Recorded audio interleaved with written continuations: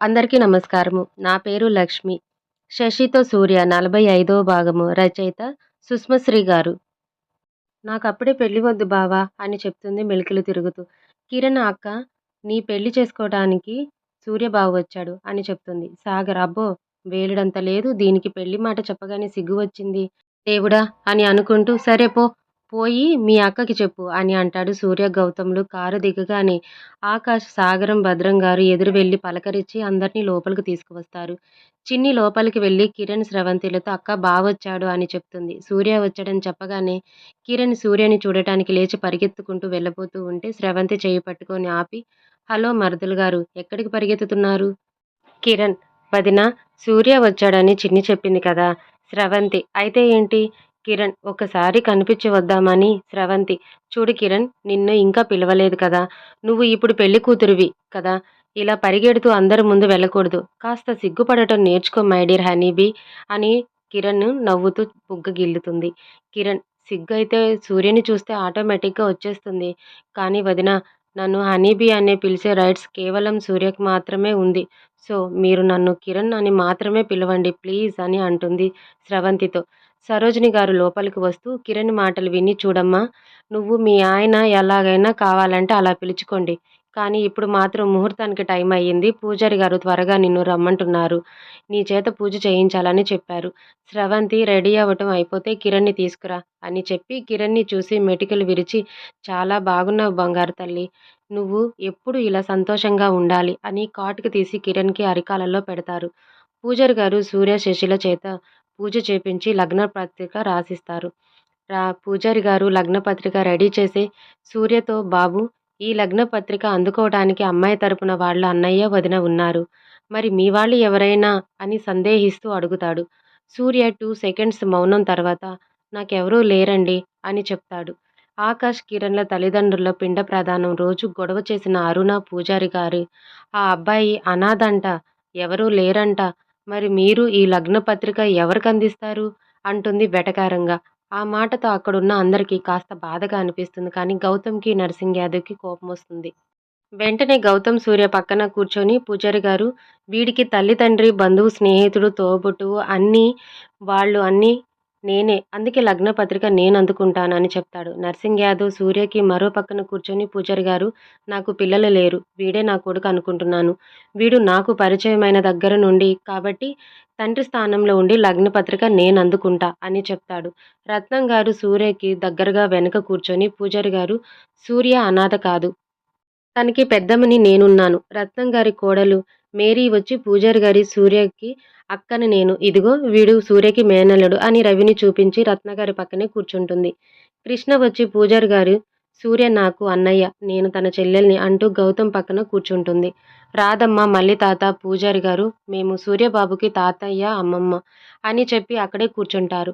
వాళ్ళందరి ప్రేమ చూసి సూర్య కళ్ళు చెమ్మగిల్లుతాయి. పూజారి గారు సూర్యతో చూడు బాబు మనం పుట్టినప్పుడు మన చుట్టూ ఎంతమంది ఉన్నారు, ఎవరు మన వాళ్ళు కూడా మనకు తెలీదు. కానీ చనిపోయేటప్పుడు మన చుట్టూ 10 మంది మన కోసం ఉండేవాళ్ళు సంపాదించుకోవటం చాలా అదృష్టం. నీకు ఇంతమంది ఇప్పుడు నీ చుట్టూ ఉన్నారు. నువ్వు అనాథవి ఎప్పటికి కాదు. ఇదంతా మీ కుటుంబం. మా కిరణమ్మ చాలా అదృష్టవంతురాలు. నీలాంటి మంచి అబ్బాయి మా తల్లికి భర్తగా పొందుతున్నందుకు అని అంటారు. సూర్య అనాథ అని అందరిలో కించపరచాలని చూసిన అరుణ జరిగిందంతా చూసి నోరు మూసుకొని సైలెంట్‌గా కూర్చుంటుంది. ఆవిడను చూసి స్రవంతి మనసులో ఈవిడికి బాగా జరిగింది అనుకుంటుంది. పూజారి గారు సూర్యతో బాబు ఇప్పటి వరకు లగ్న పత్రిక అందుకోవటానికి ఎవరున్నారా అని సందేహపడ్డాను. ఇప్పుడు ఎవరికి ఇవ్వాలి అని సందేహంగా ఉంది అని అడుగుతారు నవ్వుతూ. లగ్న పత్రిక సూర్య పూజారి గారితో ఈయనకివ్వండి. నాకు ఈయన తండ్రి లాంటి వారు. ఈయనే పత్రిక అందుకుంటారు అని నర్సింగ్ యాదవ్‌ని చూపిస్తాడు. నర్సింగ్ యాదవ్‌తో సూర్య నాకు, గౌతమ్‌కి తండ్రి స్థానంలో నిలబడి మీరు మా ఇద్దరి పెళ్ళిళ్ళు చేస్తారా? అని అడుగుతాడు.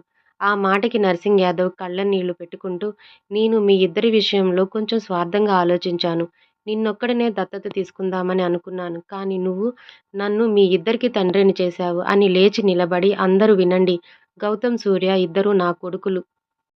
వాళ్ళ ఇద్దరి పెళ్లి నేను ఘనంగా చేస్తాను అని గొప్పగా సంతోషంగా అందరిలో చెప్తాడు. గౌతమ్‌కి కూడా చాలా సంతోషంగా అనిపించింది. శ్రీరస్తు శుభమస్తు అవిఘ్నమస్తు రామాపురం వాస్తవ్యులు రాఘవరావు గారు సీతమ్మ లేటుల ఏకైక కుమార్తె చిరంజీవి లక్ష్మి సౌభాగ్యవతి కిరణ్మయిని హైదరాబాద్ వాస్తవ్యులు నర్సింగ్ యాదవ్ గారి జ్యేష్ఠపుత్రుడు సూర్యకి ఇచ్చి వివాహం చేయటానికి పెద్దలు నిశ్చయించారు. కావున తమరెల్లరూ విచ్చేసి వధూవరులను మీ మంచి మనస్సుతో ఆశీర్వదించాలని కోరుకుంటున్నాము. అందరూ ఆహ్వానితులే. ప్రకాష్ వర్మ సూర్యను కలవటానికి తన ఇంటికి వెళతాడు. గేటు దగ్గర ఉన్న వాచ్‌మెన్‌ని సూర్య గురించి అడగగా వాచ్‌మెన్ సూర్య గౌతమ్ సార్ల పెళ్లి రేపు. అందుకోసం అందరూ రామాపురం వెళ్లారు అని చెప్తాడు. దానితో ప్రకాష్ వర్మ ఎలాగైనా సూర్యని కలిసి మాట్లాడాలని నిశ్చయించుకొని ఆ రోజు రాత్రి రామాపురం బయలుదేరతాడు. స్రవంతి కిరణ్ లే లే కిరణ్ ఇంకా ఎంతసేపు పడుకుంటావ్? ఎలాగైతే నిన్ను చేసుకున్నాక సూర్య టైంకి ఆఫీస్‌కి వెళ్ళినట్టే ఇంకా. కిరణ్ ప్లీజ్ వదినా కాసేపు పడుకుంటాను. ఇప్పుడు టైం 4 కదా అయ్యింది. స్రవంతి కిరణ్ ఈరోజు నీ పెళ్లి. నీకు చేయాల్సిన పనులు చాలా ఉన్నాయి. నిన్ను పెళ్లి కూతురిని చెయ్యాలి, గౌరీ పూజ చెయ్యాలి, కాళ్ళగోళ్ళు తీయాలి ఇలా చాలా పనులు ఉన్నాయి. త్వరగా లే కిరణ్ లేచి కూర్చొని వదినా అయితే నన్ను పెళ్లి కూతురిని చేశాక ఒక్కసారి వెళ్ళి సూర్యుని చూసి వస్తాను. తను మనకి 4 ఇళ్ల అవతలే కదా ఉంది. నేను ఎవరికీ తెలియకుండా ఇలా వెళ్ళి అలా వచ్చేస్తాను. ప్లీజ్ వదినా ప్లీజ్ ప్లీజ్. స్రవంతి అమ్మ బంగారు కొండ అస్సలు కుదరదు. అమ్మమ్మ చెప్పారు కదా పెళ్లి కూతురిని చేశాక ఇల్లు కదలకూడదని. కిరణ్ ప్లీజ్ వదినా నువ్వు కూడా అలా అంటే ఎలా అని అంటుంది స్రవంతి భుజం చుట్టూ చెయ్యి వేసి మరోవైపు తన తల పెట్టి. స్రవంతి కిరణ్‌ని విడిపించుకొని చాలు తల్లీ బాగానే కాకపడుతున్నావు కానీ నీ పప్పులేమి నా దగ్గర ఉడకవు. నీ దారిన నువ్వు హాయిగా సూర్యని కలవటానికి వెళ్తావు. కానీ ఇక్కడ నీ గురించి ఎవరైనా అడిగితే మేనేజ్ చేయలేక నేను చచ్చిపోతాను. నా వల్ల కాదమ్మా!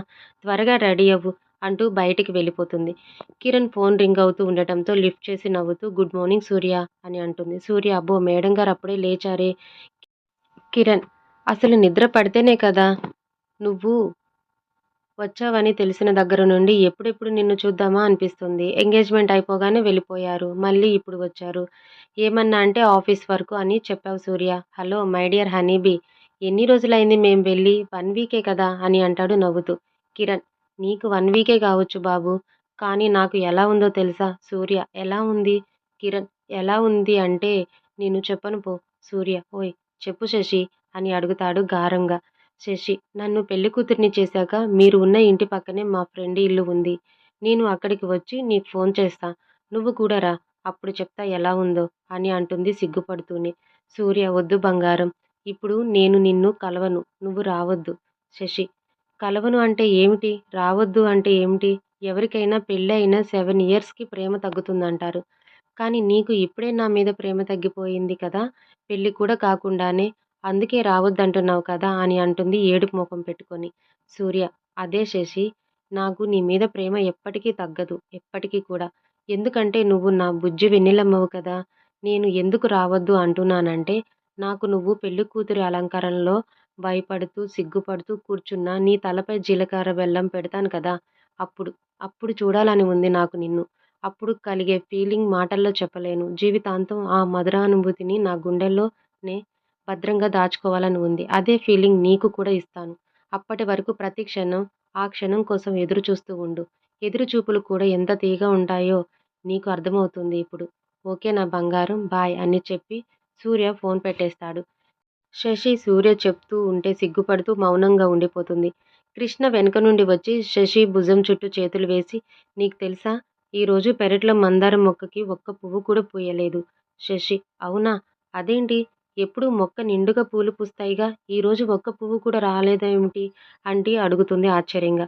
కృష్ణ ఎందుకంటే అక్కడ పూచే మందారాలన్నీ ఈరోజు నీ బుగ్గలో పూచాయి కదా! అని అంటుంది. శశి తలకి తన తలని కొడుతూ. శశి కృష్ణ బుగ్గలు పట్టుకొని లాగుతూ. అవునా మరి? నీ బుగ్గల్లో పూచిన గులాబీల సంగతేంటి? అని అడుగుతుంది కళ్ళెగరేస్తూ. అక్కడికి వచ్చిన స్రవంతి వాళ్ళిద్దరిని చూసి నవ్వుతూ ఒక్క గులాబీలు, మందారాలేనా? ఈరోజు మీ బుగ్గల్లో ఆ సప్తవర్ణాల హరివిల్లులోని రంగులన్నీ మీ చెంపల్లోనే నిండిపోయాయి. సరే రండి మీ ఇద్దరికి మంగళ స్నానాలకి ఏర్పాట్లన్నీ పూర్తయ్యాయి. అందరూ మీకోసం ఎదురు చూస్తున్నారని అంటుంది. కృష్ణ, శశి ఇద్దరూ మంగళ స్నానానికి కూర్చుంటారు. ముత్తైదువులందరూ శశి, కృష్ణల ముఖానికి, చేతులకి పసుపు రాసి గులాబీ రేకులు కలిపిన నీళ్లను జల్లెడలో నుండి వాళ్ళిద్దరి మీద పోస్తారు. అందరూ పోయటం పూర్తవగానే సాగర్, ఆకాష్, వెంకటలు వచ్చి మిగిలిన మొత్తం పసుపు మొత్తం వాళ్ళ మొహం నిండా పూసి ఏకంగా బిందె నెత్తి మీద వాళ్ళ మీద గుమ్మరిస్తారు. సాగర్ ఇక నుండి అన్నకోతుల్లాగా అల్లరి పనులు చేయకుండా మంచి ఇల్లాలులాగా బుద్ధిగా ఉండండి అని అంటాడు. శశి పోవోయ్! మేము ఎలా ఉండాలో మాకు తెలుసు అని అంటూ నాలుక బయటపెట్టి సాగర్‌ని వెక్కిరిస్తుంది. సరోజ గారు వాళ్ళిద్దరికీ హారతిచ్చి కొత్త బట్టలు పెట్టి రెడీ అవ్వమని పంపిస్తారు.